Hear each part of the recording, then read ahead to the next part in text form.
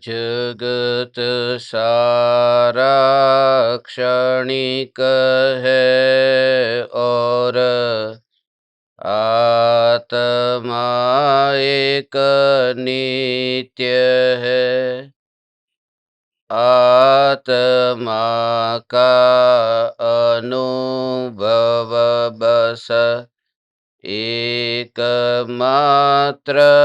नित्य है। कहा न राज को कर नमन, करो महान यह काज। आप्त ज्ञान की प्राप्ति है, मंगलमय सुख साज। मंगलमय सुख साज।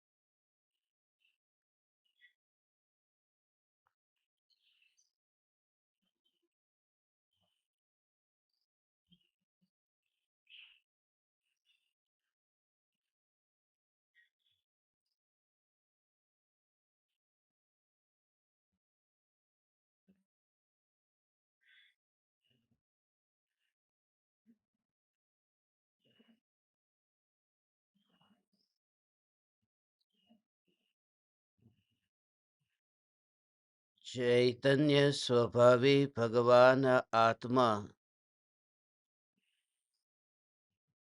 यही चैतन्य समयसार है। चैतन्य समयसार का प्रतिपादक ग्रंथाधिराज समयसार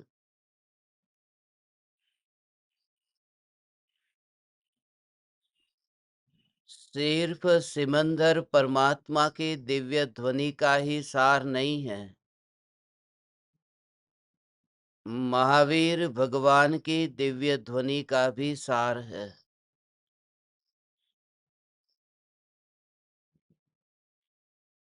समयसार की पुकार सिर्फ विदेह क्षेत्र की पुकार नहीं है, भरत क्षेत्र की भी पुकार है। सत्य तो यही है कि चैतन्य समयसार का स्वरूप क्षेत्र के भेद के कारण या फिर काल के भेद के कारण भेदित होने वाला स्वरूप नहीं है। ऐसा यह ग्रंथाधिराज समयसार अपने में अपनापन करने को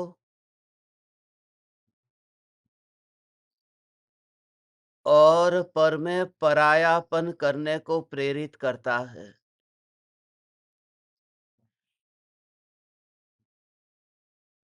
समयसार की 23, 24 और 25वीं गाथा पर अपनी चर्चा चल रही है। कल 23वीं गाथा प्रारंभ की थी। यद्यपि ये सभी गाथाएं एक साथ में जोड़ रूप है,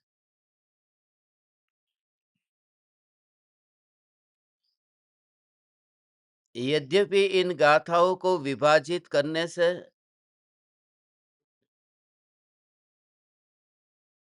गाथा का भाव भी मर जाता है, मगर हमारी मजबूरी है कि एक दिन में हम ये तीनों गाथा ले नहीं सकते। समय के अभाव के कारण इन तीनों गाथाओं को हम 3 दिनों में समझने का प्रयास करते हैं। कल जो 23वीं गाथा की शुरुआत हुई है, उस गाथा में प्रवेश करते हैं और फिर आचार्य देव ने परद्रव्य में से जो मोह को छोड़ने का जो बोध दिया है, उस बोध को, आचार्य देव की करुणा को और आचार्य देव के क्रोध को हम गहराई में जाकर के समझते हैं। गाथा है,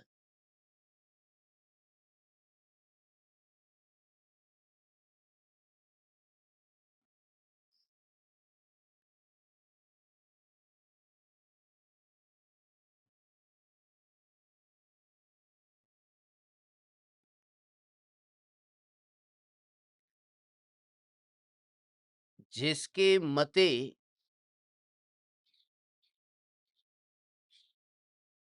अज्ञान से मोहित है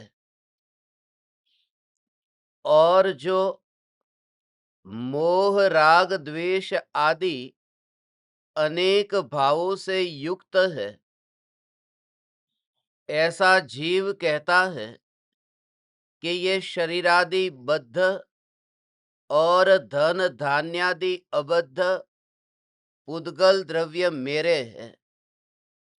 उसे समझाते हुए आचार्य देव कहते हैं कि सर्वज्ञ के ज्ञान द्वारा देखा गया जो सदा उपयोग लक्षण वाला जीव है, वह पुद्गल द्रव्य रूप कैसे हो सकता है कि जिससे तू कहता है कि यह पुद्गल द्रव्य मेरा है। यदि जीव द्रव्य पुद्गल द्रव्य स्वरूप हो जाए और पुद्गल द्रव्य जीवत्व को प्राप्त करे, तो तू कह सकता है कि यह पुद्गल द्रव्य मेरा है।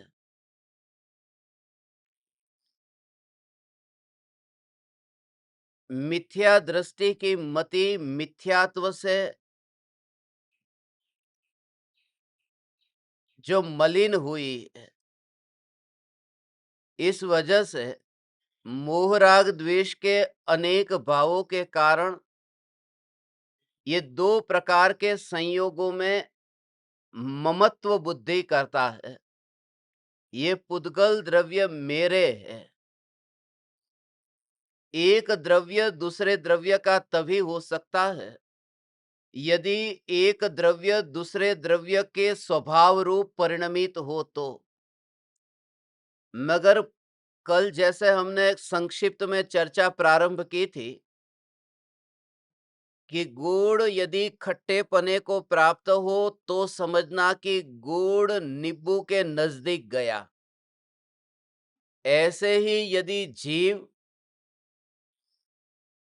थोड़ा थोड़ा जड़ रूप परिणमित होने लगे तो समझना कि जीव जड़ के समीप गया। थोड़ा स्पर्श वाला, रस वाला, गंध वाला, वर्ण वाला हो जाए तो समझना कि जीव है वो जड़ के समीप गया। आचार्य ने इस गाथा में अत्यंत करुणा से हमें बोध दिया है। थोड़ी देर पहले मैंने बोला कि आचार्य की करुणा इस गाथा में समझने को मिलती है। साथ साथ में मैंने बोल दिया कि आचार्य का क्रोध भी इस गाथा में दिखाई देता है। जिनको भूल निकालने की आदत है, उनका धंधा ही यह है कि वो निकालेंगे क्या भूल की। मगर मैंने कोई जानबूझ करके ये जो बात कही है ना, वो अभी पता चलेगी कि एक भी वचन जब मैं बोलता हूं तो उस वचन के पीछे कुछ कारण है। और वह कारण आज अभी आपको पता चलेगा कि तुम्हारी जो वृत्ति है वो आत्म कल्याण करने की है या फिर ज्ञानियों के वचनों को कुरेदने की है। ये जो शब्द है, ये शब्द को ठीक तरह से समझना। आचार्य देव को क्रोधी गुस्सा आ गया है, अमृतचंद्र आचार्य को क्रोध आ गया है। ज्ञानी को क्रोध और मुनि को क्रोध। संज्वलन क्रोध मान माया लोभ का स्वरूप अभी आपको पता नहीं है, और उसकी झलक इस गाथा की टीका में देखने को मिलती है। अमृतचंद्र आचार्य का क्रोध देखो कैसा है। वो शब्द मैं पढ़ता हूं और फिर आचार्य अमृतचंद्र देव की करुणा को भी समझते हैं। अथायमेव प्रतिबोध्यते रे दुरात्मन, ये जो शब्द का उपयोग किया ना, ये मूल गाथा की टीका है। ये देखो आपको दिखाई देता होगा। अथायमेव प्रतिबोध्यते रे दुरात्मन आत्मपंसन जही ही, ये जो शब्द उपयोग किए ना, दुरात्मन कहा। अब आप जरा विचार करो, ये जो शब्द है दुरात्मन, आचार्य देव जो सभी को भगवान आत्मा के रूप में देखते हैं, सभी को तीन लोक का नाथ परमात्मा देखते हैं, उनकी भाषा में ये दुरात्मन, ऐसे दुरात्मा, ये दुरात्मा शब्द कहना, भव्य आत्मा नहीं कहा और दुरात्मा कहा। इसलिए ये शब्द का उपयोग किया है। एक शब्द होता है लभ, अपन कहते हैं लभ और दुर्लभ। दुर्लभ माने बड़ी मुश्किल से जिसको प्राप्त होता है उसे दुर्लभ कहते हैं। ऐसे ही दुरात्मन माने जिस आत्मा को आत्मा की प्राप्ति अभी बहुत दूर है, ऐसे आत्मा को दुरात्मन कहते हैं। तो अमृतचंद्र आचार्य को इस प्रकार से कठोर शब्द का भी उपयोग करते हैं, जो मुनिवर राम सिंह ने भी किया था। और आगे तात्कालिक आचार्य अमृतचंद्र करुणामयी भाषा का भी उपयोग करते हैं। वो आचार्य देव की जो करुणा है, वो करुणा भी यहां आपको देखने को मिलेगी। देखो,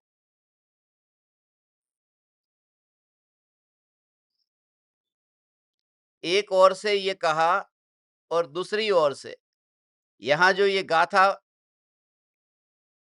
की जो टीका पूर्ण हो रही है, तत्सर्वथा प्रसीद विबुध्य स्वद्रव्यम, ये देखो, ये प्रसीद शब्द है कि तू प्रसन्न हो जा, तू उल्लसित हो जा।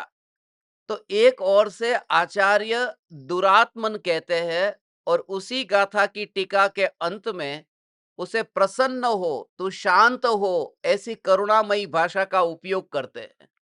तात्कालिक फिर 23वें कलश में तो ऐसा कहा है, अयि कथमपि मृत्वा तत्व कौतूहली सन अनुभव भव मूर्ते पार्श्ववर्ती मुहूर्त। हे जीव, तू कैसे भी करके मर कर के भी तू तत्व का कौतूहली बन। तो वो आचार्य की इतनी करुणा है, इसलिए तुम ये मत समझना कि जब कोई ज्ञानी तुम पर क्रोध करता है तो उस क्रोध का मतलब कि तुम्हारे प्रति उनको द्वेष है। आचार्य अमृतचंद्र देव को इतना वात्सल्य और करुणा थी, इस वजह से दुरात्मन शब्द का उपयोग किया है। यदि मैं सीधा ऐसा बोलता तो आपको झटका भी लगता, मगर ये दिखाया ना तो पता चला कि ये देखो आचार्य के खुद के शब्द में वे क्या कह रहे हैं। पहली बात तो ये कि जब अज्ञानी, ये ऐसा है ना, मोह को नहीं छोड़ता है, जैसे अपना बेटा है, और पड़ोसी का बेटा है, दोनों लड़ते हैं। तो अपना बेटा पड़ोसी के बेटे को चाकू लेकर के मारने जाता है। तो मां अपने बेटे को चाटा मार करके वापिस लेकर के आ गई। वो अपने बेटे को चाटा मारा और कहा कि चल तू आ जा, वापिस आ जा। तो वो बच्चा कहता है कि क्या मां, आपको मैं ही दिखाई देता हूं? आप कभी पड़ोसी के बच्चे को तो कभी कभी बोलो, हमेशा मेरे को ही क्यों डांटती रहती हो? तो मां कहती है कि बेटा तू समझदार है, इसलिए तुझे समझा रही हूं। पड़ोसी का बच्चा है, वो समझने वाला नहीं है, इसके लिए उसको नहीं समझाया। तो ये जो बोध दिया है वो आत्मा को दिया है, जड़ को नहीं दिया। कि शरीर तू ये क्या कर रहा है, आत्मा को बांध रहा है, कर्म तुम क्या कर रहे हो, आत्मा को बांध रहे हो। कि जिसमें समझ ही नहीं है उसको बोध देने से क्या लाभ है। इसलिए आचार्य कहते तू वापिस लौट जा, तू आजा अपने घर में। माँ जैसे बच्चे को पकड़ करके घर में ले आती है ना, तू आजा अपने घर में। क्योंकि ये जड़ तो समझने वाला नहीं है, इस जड़ में तो ज्ञान नहीं है, इस जड़ में तो बुद्धि नहीं है। तेरे में समझ है, तू वापिस आ सकता है, अपने घर में आजा। अपना घर माने चैतन्य घर। इस तरह से आचार्य अमृतचंद्र देव ने जीव को वापिस बुलाया।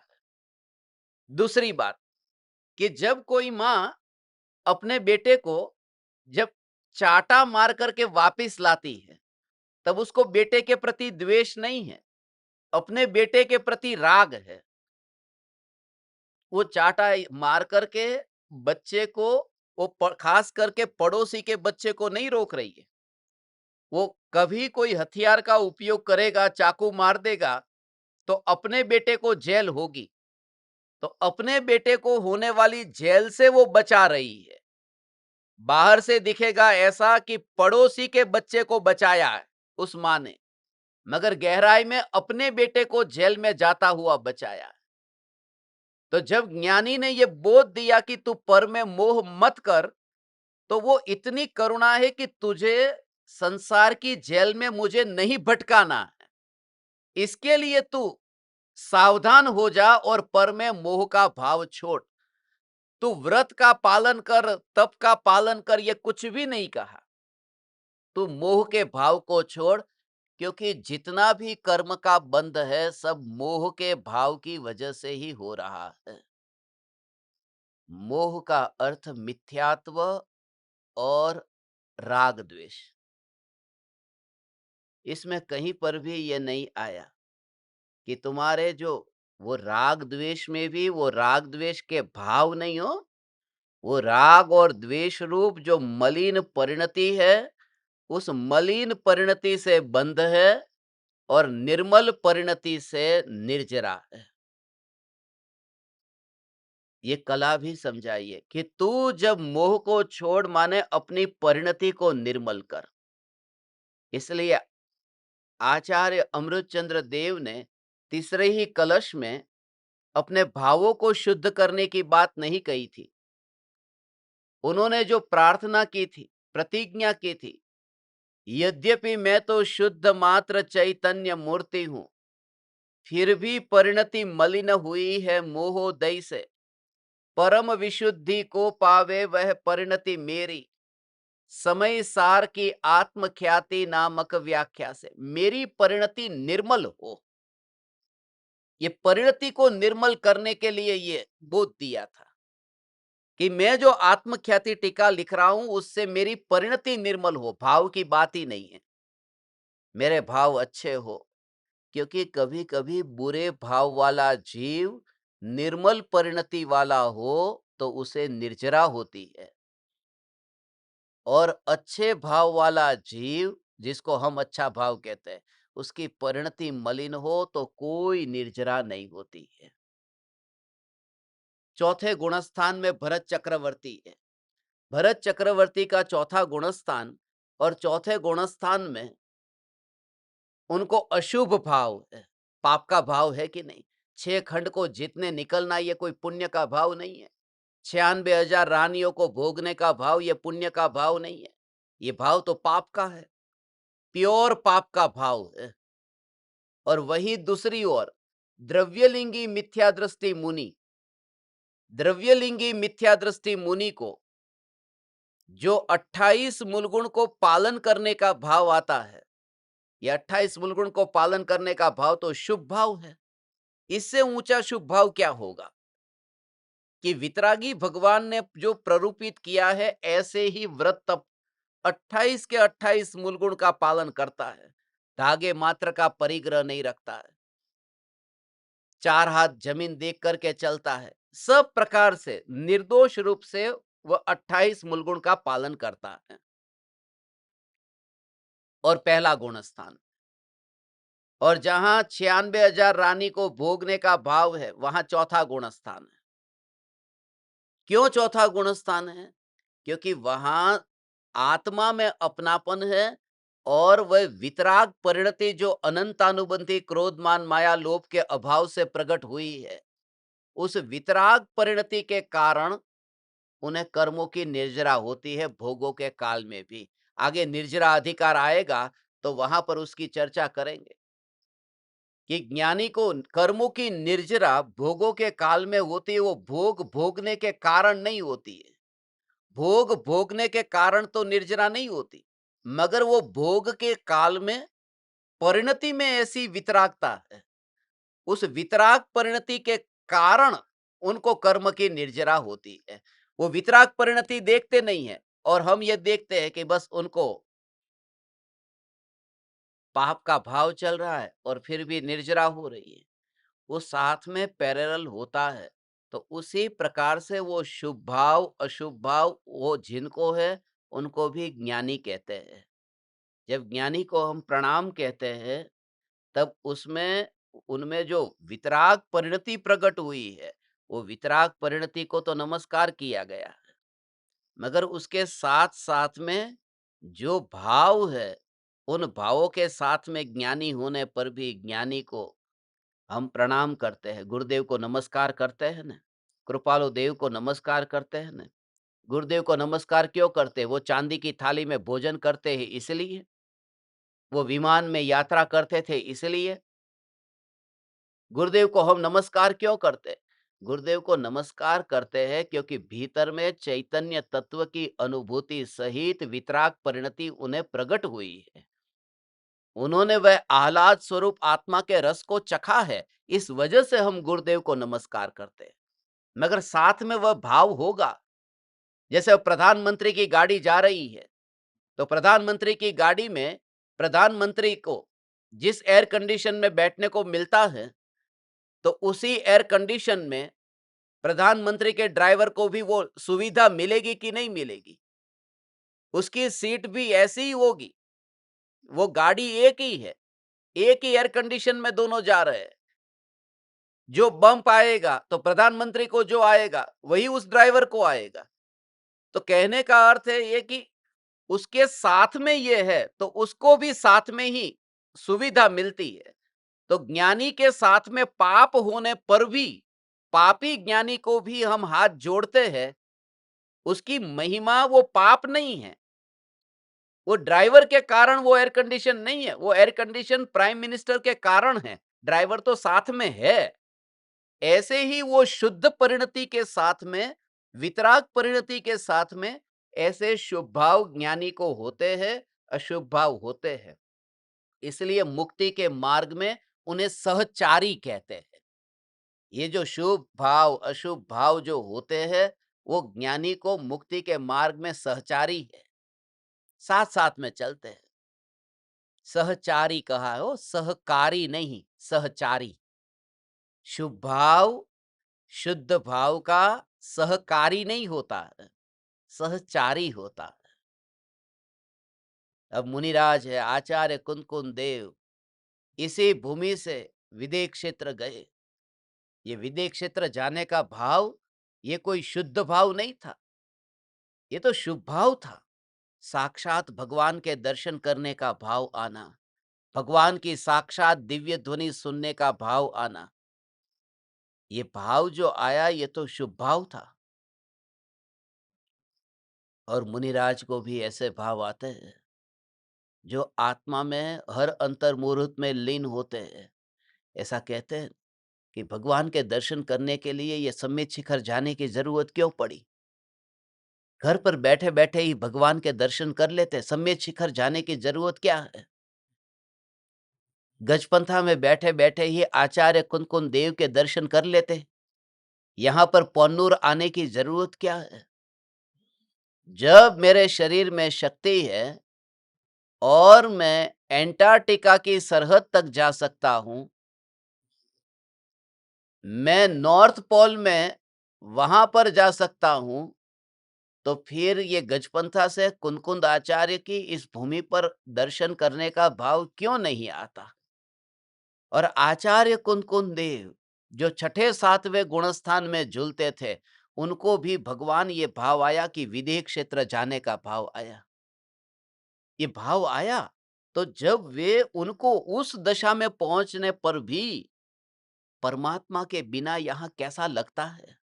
वो मुनिराज जो हर अंतर मुहूर्त में स्वरूप में लीन होते हैं, जो ये अनुभव करते हैं कि मैं ही परमात्मा हूं, ऐसा निर्विकल्प ध्यान में लीन होने वाले को ऐसे भाव आते। ये इसलिए कहता हूं कि तुम चैतन्य चैतन्य चैतन्य कह करके स्वच्छंदी मत हो जाना।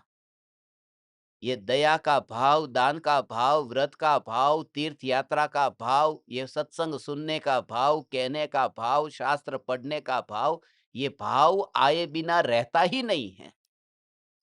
और अज्ञानी को अज्ञानी की भाषा में समझाने के लिए ऐसा कहते हैं कि ऐसा भाव तुम्हें क्यों नहीं आता? तो तुम्हारी मूल में भूल है।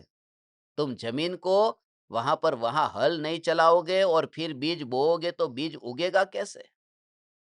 इसलिए ऐसी भूमि पर आकर के आचार्य कुंदकुंद देव के भाव को उनके हृदय तक पहुंचा जा सकता है, मगर तुम्हारे अंदर वो समझ हो तो।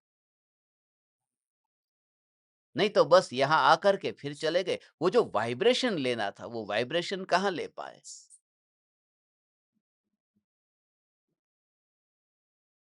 अभी थोड़ी देर पहले देखा ना, सत्संग शुरू होने की तैयारी है, सत्संग शुरू हो रहा है, यहाँ पर पहाड़ पर आ गया कि कोई न मिले तो भी।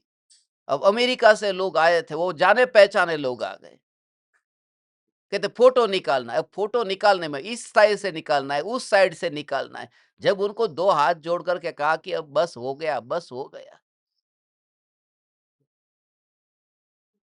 तो भूमि पर तो कोई भी आ जाता है। अमेरिका से लोग यहाँ आ जाते हैं, कनाडा से यहाँ आ जाते हैं, तो इस भूमि पर आना ये बड़ी बात नहीं है, बस फोटो निकाल करके चले गए।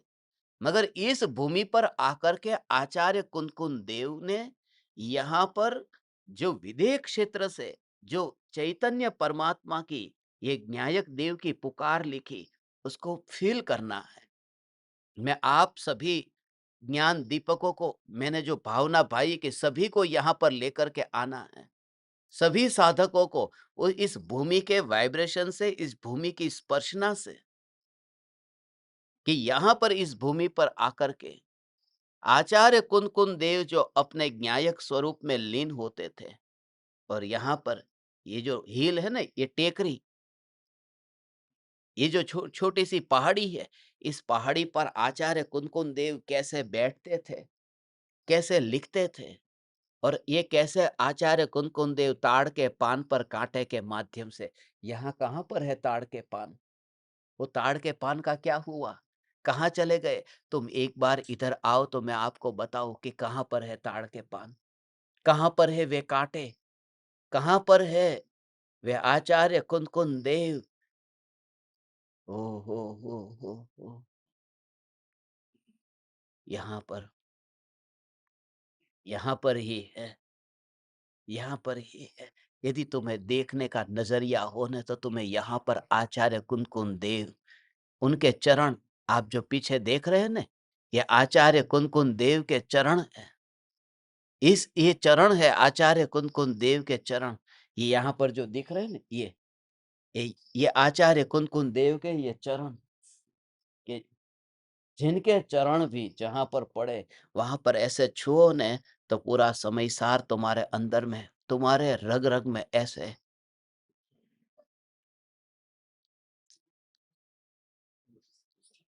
वो छामी समय पाहुड़ मिण मुँह सुध केवली पढ़ी। वो श्रुत केवली को याद किया।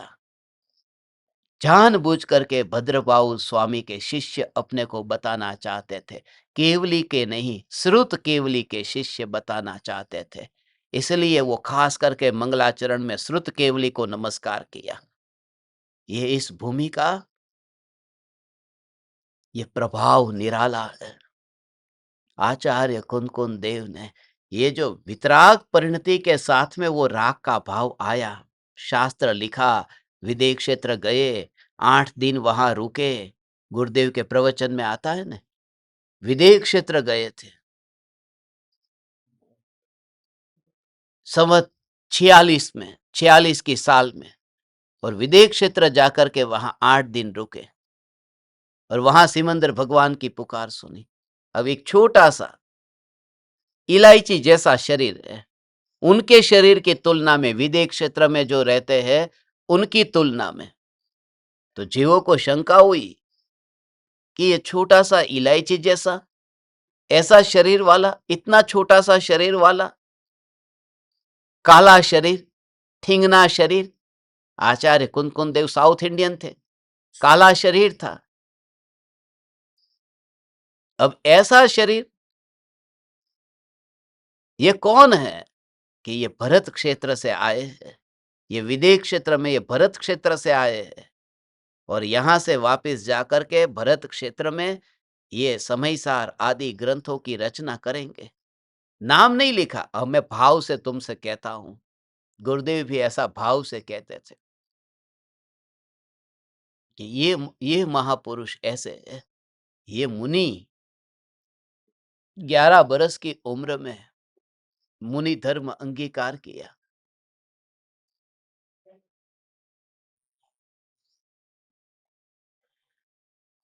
11 वर्ष की उम्र में मुनि धर्म अंगीकार किया। तो इस प्रकार के भाव आप विचार ये भी करो ना कि उस समय जिन्होंने खोज की है, संशोधन किया, उनका कहना है लगभग 96 बरस का उनका आयुष्य था। 95 बरस 10 महीना और 15 दिन का आयुष्य कहते हैं। 11 साल की उम्र से जो दिगंबर संत हो गए और 95 बरस तक, 95 बरस 10 महीने और 15 दिन तक जिन्होंने मुनि धर्म का पालन किया, ये उदय के खेल भी समझने जैसे है। ये उदय के खेल पूर्व भव में ग्वाला के रूप में उनका जीव था। पूर्व भव में ग्वाला थे। 15 वर्ष की उम्र में मुनिराज का उपदेश सुना था। गायों को चराने के लिए आचार्य कुन देव पूर्व भव में ग्वाला किसी की पराई की गायों को चराने जाते थे। ये तुम विचार करो। कौन सा कुल? ऊंचा कुल, नीचा कुल, ऊंची जाति, नीची जाति। कोई ऊंची जाति वाला, कोई सम्राट किसी की गायों को चराने जाता है? कोई क्षत्रिय होकर के किसी के गायों को चराने जाता है? वहां पर जाति और कुल नहीं देखा। वो ऐसा ग्वाला, छोटा सा 15 साल का बच्चा, और वहां पर पूर्व भव में सर्प दंश से सांप ने डंस लिया और वहां 15 साल का बच्चा, वहां मृत्यु हो गई। वो 15 साल की उम्र में मृत्यु हो गई है और वही जीव, वही बच्चा फिर यहाँ पर कुंद आचार्य के रूप में जन्म लेता है।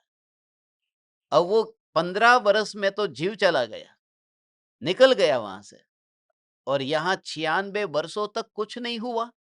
इससे समझ में आ सकता है कि जिन्होंने इतनी जिंदगी जंगल में जी, वन में, गुफा में, पहाड़ के शिखर पर, ऐसे स्मशान में, जिन्होंने अपनी आत्मा की साधना की, जो परम कृपालु देव कहते हैं ना, मुनिराज जहां जहां आत्म साधना करते हैं, वળી विचरतो स्मशान में, पर्वत में, नदी के किनारे पर, और फिर भी कहीं कोई बिच्छू ने नहीं डसा, कोई सांप ने नहीं डसा, क्योंकि आचार्य कुन देव का जो जीवन था, हम भरत क्षेत्र के जीवों के लिए यह चैतन्य की पुकार जब मिलनी हो, तो आयुष्य भी इतना लंबा होता है, तब जीवन भी ऐसा ही होता है, पुण्य का योग भी ऐसा ही मिलता है। ये आचार्य कुन-कुन देव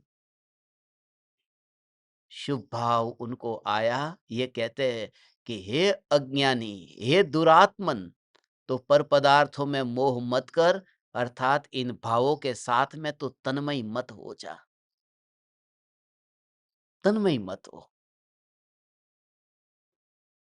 उन भावों को तो दूर देख, वो भाव जो आत्मा में उत्पन्न हुए हैं, उन भावों को तो चैतन्य महल के बाहर देख, तुझे अनुभव ही नहीं होगा कहाँ पर है। और यही भावना पानी है। ये बोध दे रहे, समझा रहे, संत तने समझावे ऐसा समझा रहे, शान से समझा रहे, ऐसा समझा रहे।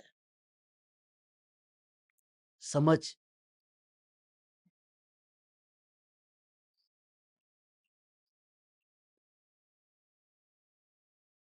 आप में से ज्यादातर ये ज्ञान दीपक साधक, आपकी उम्र भी अभी ज्यादा हो गई है, अब ठिकाना नहीं कब मृत्यु आए। ऐसा जीवन अब जीने के लिए ये आपके लिए खास है। जहां जहां पर आपका मोह फैला हुआ है, वहां से अब सिमटते जाओ। संयोगों से हटने से तो कुछ होगा नहीं।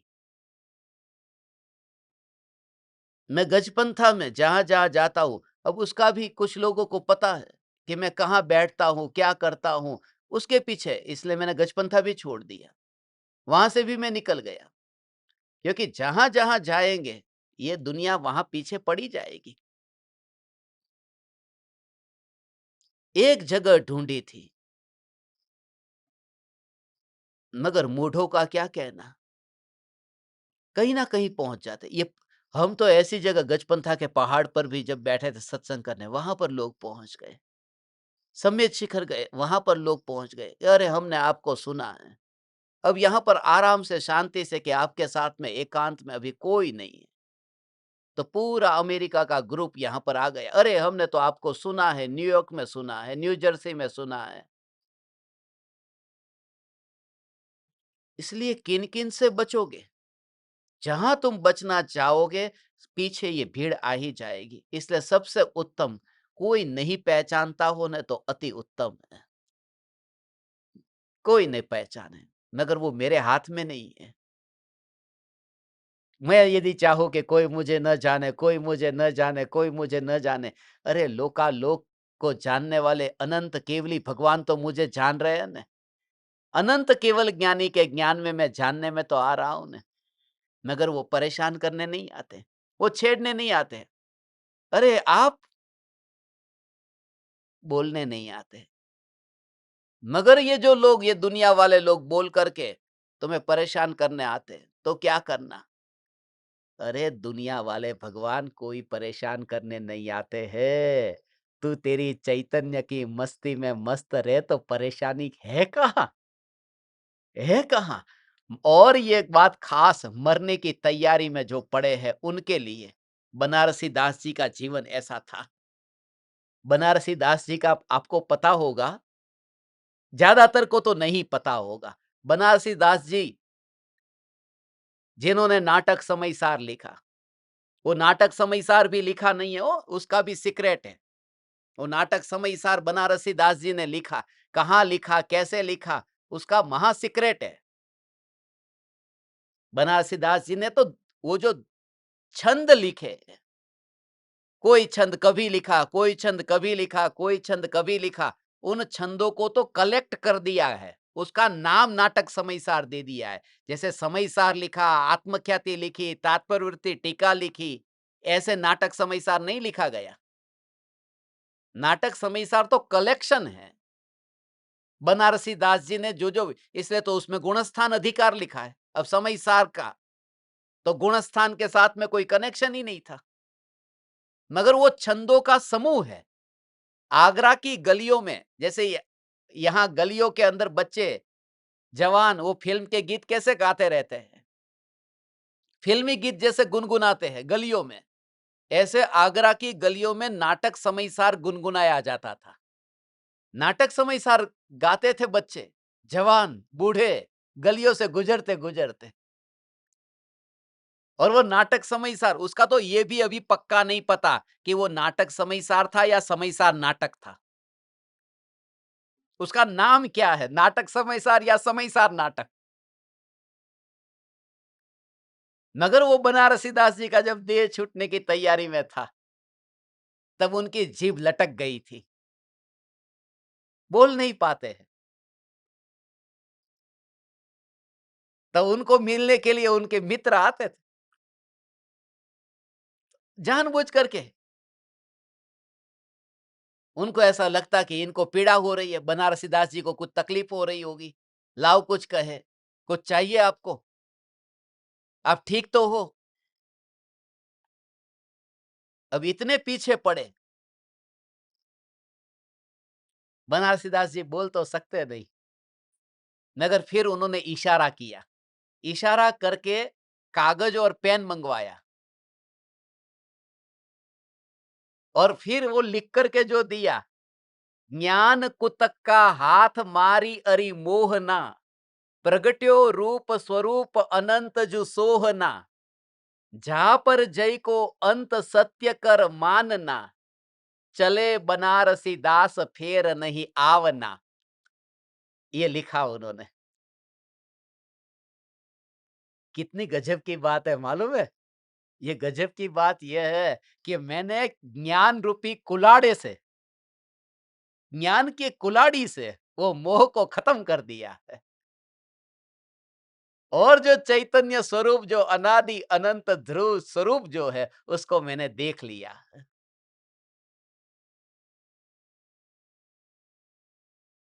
और जो क्षणभंगुर जगत है, उसको मैंने समझ लिया है। और अंत में ये कहा कि अब बनारसी दास जी यहां से जाता है, अब यहां फिर नहीं आना है, बस हमेशा के लिए यहां से जा रहा है। कैसी दशा? मरण के समय। ये दशा बनारसी दास जी की उत्तम दशा नहीं, ये बनारसी दास जी का पतन है। ये पतन है। अब आपको बताता हूं ऊंची दशा क्या थी बनारसी दास जी की। है भगवान, ये समझ में आएगा तो आपके आपका मौत सुधर जाएगा। ये बनारसी दास जी की नीची दशा, क्योंकि बनारसी दास जी अपने चैतन्य स्वरूप में मस्त थे। उन्हें किसी से कोई लेना देना नहीं था। और अंतर में ज्ञान की अनुभूति अनुभूति अनुभूति अनुभूति अनुभूति की धारा चल रही थी। उस अनुभूति की धारा में से ये बाहर आना। मगर कोई कहे कि ये लोगों ने, उनके मित्रों ने बुलाया ने, इसके लिए ये लिखा। अरे मित्रों ने बुलाया तो ज्ञान में झलक गई उनकी वाणी और तुरंत ज्ञान से अनुसंधान हो सकता था, वो नहीं। और लिखने बैठे ने, उसे कहते हैं कि अंतर की जो दशा में से नीचे गिरे। ये अच्छी बात नहीं है। मैं आप परमात्माओं से ये कहता हूं कि मृत्यु की घड़ी में यदि कोई तुम्हें कहे कि मैं तुम्हें भक्तामर का पाठ सुनाता हूं, मैं तुम्हें नमोकार महामंत्र सुनाता हूं, मैं तुम्हें देवागम स्तोत्र सुनाता हूं, सभी से कह देना क्षमा करना, मुझे किसी से नहीं सुनना है। मुझे किसी से नहीं सुनना है। मुझे नहीं सुनना है भक्तामर का पाठ। रहने दो। मरने की तैयारी में जब तुम हो, तब तुम नमोकार मंत्र को याद करोगे, तब तुम पांच परमेष्ठी को याद करोगे, तब तुम आदिनाथ भगवान को याद करोगे। मैं तो आदिनाथ भगवान को याद करने वाला नहीं हूं। जब मेरी मौत आएगी तो मैं आदिनाथ भगवान को याद नहीं करूंगा। मेरी मौत की घड़ी में मैं तुमसे भी कहता हूं, कोई भक्तामर मत सुनाना। मेरी मरण की घड़ी में मैं आदिनाथ भगवान को याद करूं, ये गौरव नहीं है। आदिनाथ भगवान ने जो त्रिकाली चैतन्य तत्व, जो भगवान आत्मा बताया है कि मैं शुद्ध आत्मा हूं, मैं उसी में लीन हो जाऊं। मैं पराये भगवान में लीन होऊंगा या अपने में लीन होऊंगा? और जीवन भर तो आदिनाथ आदिनाथ अजितनाथ संभवनाथ किया, तो अपने में कब जाऊंगा? अब तो मौत आ गई। इसलिए मैं आप परमात्माओं से ये कहता हूं कि जब वो मौत की घड़ी आए, तो मौत की घड़ी में ये खास जागृति रहे कि किसी से कुछ भी नहीं सुनना है। कोई मंत्र नहीं सुनना है, कोई जाप नहीं करना है, एक ध्रुव चैतन्य चैतन्य चैतन्य। गुरुदेव की भी ऐसी ये दशा थी भगवान। ये बात याद आई इसलिए मैं आपको बताता हूं। पूज्य गुरुदेव श्री कांजी स्वामी की इतनी निंदा हो रही थी, इतनी निंदा होती थी कि गुरुदेव के बारे में लोग कहते, खराब खराब बोलते कि ये पुण्य को हे कहते हैं, ये मुनि का विरोध करते हैं, ऐसा ऐसा बोलते गुरुदेव के बारे में। तो गुरुदेव को पता चला, अखबार में ऐसा ऐसा लिखते थे। आपको बताऊं तो आपको आपको पता चलेगा कि जब मोह का भाव छूटना, ये जो दुरात्मन कह करके अमृत चंद्र आचार्य ने टीका में जो हम पर जो हल्का सा क्रोध बताया है, नाराजगी दिखाई है, उस नाराजगी के पीछे उनका भाव कितना है, अंदर की करुणा क्या है। गुरुदेव दोपहर के समय बैठते थे तो कुछ लोग कहते हैं कि गुरुदेव आपके बारे में, हमारे बारे में यहाँ पर अखबार में ऐसा ऐसा विरोध करने वाले लोग हैं, ऐसा ऐसा लिखते हैं। गुरुदेव कहते क्या लिखा है अखबार में, चलो कुछ भूल होगी तो सुधार देंगे, मगर अखबार में ऐसा ही लिखा होता कि ये मुनि को मानते नहीं है, ये मुनि धर्म का विरोध करते हैं, ऐसा ऐसा लिखा था। गुरुदेव ने कहा ऐसा तो कुछ है ही नहीं, हम कहां मुनि का विरोध करते हैं, हम तो तीनों काल के मुनिराज के दासानुदास है, हमें तो भावलिंगी मुनिराजना दासानुदास छे, हमें तो भावलिंगी मुनिराजना तળિયા ચાટીએ તોય ઓછું છે, અમે તો ભાવલિંગી મુનિરાજને ચાલતા ફરતા સિદ્ધ પરમાત્મા માનીએ છે। गुरुदेव ये कहते हमें तो भावलिंगी मुनिराज ने चालता फरता सिद्ध भगवान मानिए छे। कोई विरोध नहीं था, जो लिखा था वो अखबार में झूठा लिखा था। गुरुदेव तो बैठे थे, फिर क्या बोले कि जाने दो, ये भी परमात्मा है, ये भी तीन लोक के नाथ परमात्मा है, जो निंदा कर रहे हैं ना, उन्हें भी परमात्मा के रूप में देखो, ऐसा कहते हैं, उन्हें भी परमात्मा के रूप में देखो। तो जो आसपास में बैठने वाले लोग थे ना, ये मुझे सत्य घटना बताई, मेरे गुरुजी ने बताई, जो गुरुदेव के योग में रहते थे। तो उन्होंने ये कहा कि गुरुदेव ने ये बोला कि उन्हें भी परमात्मा के रूप में देखो और क्षमा करो।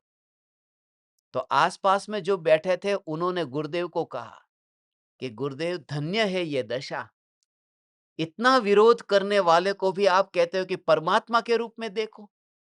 गुरुदेव ने क्या बोला, ये दशा धन्य नहीं है, क्योंकि इतना भी विकल्प आया ना कि उनको परमात्मा के रूप में देखो। मैं अपनी चैतन्य की मस्ती में से बाहर आया ही क्यों ये? ओ हो।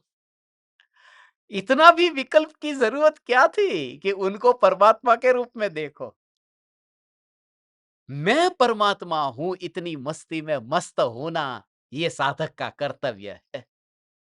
बस कैसे भी करके यहां वहां से भटका हुआ जो उपयोग, उसको जो है ना अपने में, बस मुझे अपने से प्रयोजन है। बस तू इस देह को छोड़ माने देह का अपनापन छोड़। देह को छोड़ेगा तो नया देह आगे तैयार पड़ा है। एक देह को छोड़ेगा तो दूसरा देह मिलेगा, ये उपाय नहीं है। हाँ? आपको पता है ये जो मुख्यमंत्री होते हैं, कौन से मुख्यमंत्री को रखना, कौन से मंत्री को रखना, ये सब कंट्रोल प्राइम मिनिस्टर के हाथ में होता है। और प्राइम मिनिस्टर को पता चले कि ये मंत्री बराबर काम नहीं कर रहा है तो उसको निकाल सकता है। और वो डायरेक्ट नहीं बोलेंगे, वो किसी और के माध्यम से कहेंगे कि प्रधानमंत्री ने कहा है आप इस्तीफा दे दो। ऐसा कि इस्तीफा दे दो, अच्छी लैंग्वेज में बात करते हैं। ऐसा नहीं कि तुमको निकाल दिया है, प्रधानमंत्री ने कहा है कि आप इस्तीफा दे दीजिए, और वो मंत्री कहे कि मेरी क्या गलती है। ये पूछने का अधिकार नहीं है, और संविधान में लिखा है ये पूछ नहीं सकता मंत्री। प्रधानमंत्री को अधिकार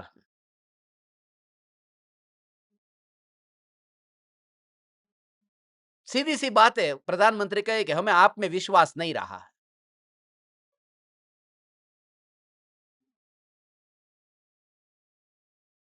सीधी तरह से तुमको समझा रहे हैं कि इस्तीफा दे दो, वरना ऐसे निकाल देंगे तो बदनामी होगी तुम्हारी। इसलिए तुम्हारी बदनामी ना हो, इसलिए प्रेम से कहा कि इस्तीफा दे दो। और हम पब्लिक को कह देंगे कि वो मंत्री जी है, उनकी तबीयत ठीक नहीं रहती थी, उन्होंने त्याग पत्र दे दिया है, उनकी तबीयत अभी ठीक नहीं है, थोड़े दिन के बाद में यदि तबीयत ठीक हो जाएगी हम उनको वापस ले लेंगे।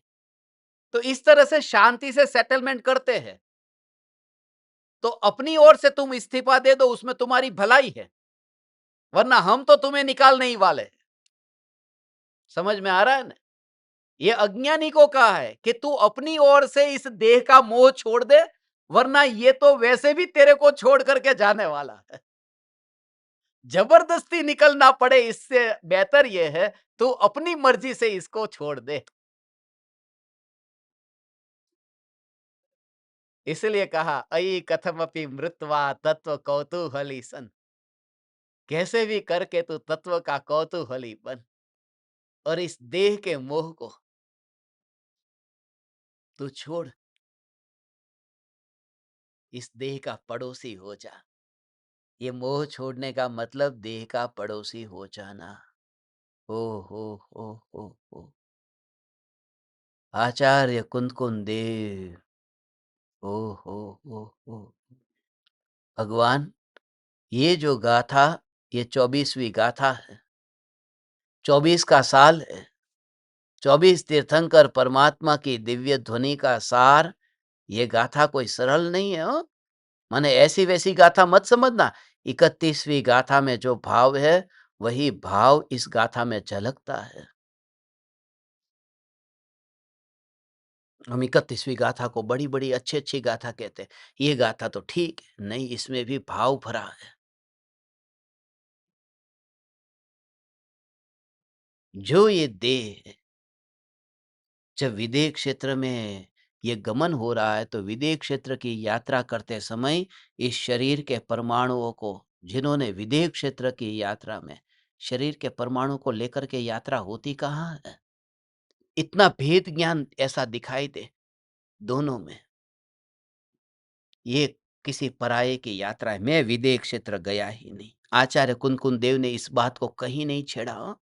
कहीं नहीं छेड़ा माने मैं विदेह क्षेत्र जाकर के आया हूँ और साक्षात सिमंदर भगवान की दिव्य ध्वनि सुनी है, इसलिए तुम मेरी बात को प्रमाण मानना, ऐसा नहीं कहा। वरना जाने से पहले जितना बोध दिया उस पर आश्चर्य चिन्ह लग जाता। वरना जो आचार्य नहीं गए हैं विदेह क्षेत्र, उनकी वाणी पर आश्चर्य चिन्ह लग जाता। इसलिए आचार्य कुंदकुन देव की विराट दृष्टि, इतनी लब्धि, इतनी शक्ति होने पर भी भगवान तुम आ जाओ इधर, इस पौन्नूर तीर्थ पर आ जाओ। इधर आकर के मुनि धर्म की भावना और अपूर्व अवसर एवो क्યારે आवशे एनी भावना અહીંયા ભાવવાની છે। હું બધા જ્ઞાન દીપકોને અહીંયા લાવવાનો ભાવ ભાવું છું। सबके लिए भावना पाता हूँ भगवान। ये भावना भाव इस भूमि पर आकर के, यहाँ पर इस भूमि पर मुनि मुनि के भाव से यहाँ पर विचरण करो। हम यहाँ पर रात्रि में विश्राम करेंगे। न्याय न्याय न्याय न्याय न्याय न्याय, सहज ही ऐसा, सहज ही। मैं रात को 2:30 बजे से जाग गया हूँ। बड़ी मुश्किल से 12 बजे के बाद में नींद आई होगी। 2.5 घंटे की नींद। उससे यही विचार आ रहा था कि कैसी होगी वह मुनिराज की दशा। नींद ही नहीं आती। इस पहाड़ पर नींद ही नहीं आती। इस भूमि पर ओ हो, मुनि धर्म का पालन ऐसे ही तो होगा। मध्य रात्रि का ऐसा सन्नाटा, गाड़ियां निकलती है, हॉर्न बजते हैं, ये बजते हैं, गाड़ियां निकलती है, कोलाहल होता है, मगर ये कोलाहल सुनाई दिया ना, वो सन्नाटे की वजह से हॉर्न की आवाज सुनाई दी। दिन में पता भी नहीं चलता कि हॉर्न बजा। रात को स्कूटर निकले तो भी पता चल जाता है, साइकिल निकली तो भी पता चल गया कि कोई निकला है, क्योंकि सन्नाटा है। जब भीतर में वह न्यायक देव की अंतर की मस्ती में एकाग्रता का सन्नाटा होता है ना भगवान, तो सूक्ष्म विकल्प भी पकड़ में आ जाते हैं कि ये दोष, ये दोष, ये दोष, और उन दोषों को दूर करने के लिए फिर अंतर्मुख होते हैं। कैसे अंतर्मुख होते हैं? वह बात गहरी है, हम लेंगे समय जब होगा तब। आज पहले से ही थोड़ा लेट हो गया था, मगर मुझे आप सभी ज्ञान दीपकों को, आप परमात्माओं को ऐसे ही मत चले जाना। आचार्य कुंद देव के चरण की स्पर्शना करके जाना है। अभी मैं आपको दर्शन कराना चाहता हूँ। यहाँ पर आप जब आएंगे तब आएंगे। इस सत्संग के बाद में आप सब अपने घर पर बैठे बैठे ये भावना भाना, भगवान मैंने तो आप सभी परमात्माओं के लिए बहुत भावना भाई है, बहुत भावना भाई है। वो भावना को मैं व्यक्त नहीं कर सकता, मगर बहुत भावना भाई है कि हमारा जब मुनिराजों का संग होगा, आर्जिकाओं का संग होगा, ऐसी भूमि पर विचरण होगा, बस जहाँ निर्ग्रंथ मुनि और अंतर्मुहूर्त में स्वरूप में डुबकी, ये ज्ञायक, ये ज्ञायक, यह ज्ञायक, यह ज्ञायक, यह ज्ञायक, ज्ञायक, ज्ञायक, ज्ञायक, ज्ञायक, ज्ञायक, ऐसा भाव से बस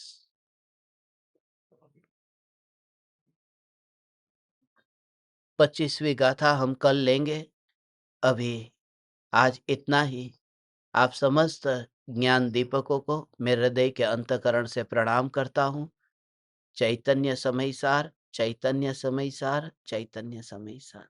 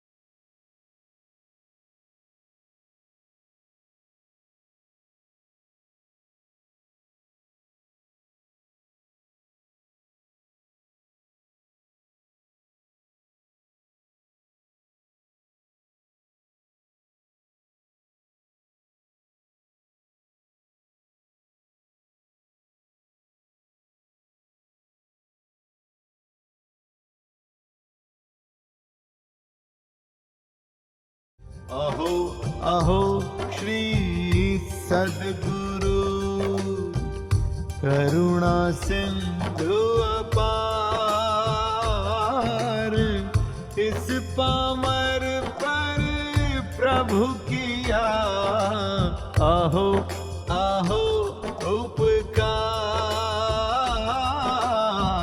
अहो अहो उपकार। देह सहित जिनकी दशा वरते देहातीत, उन ज्ञानी के चरण में हो वंदन अगा। वंदे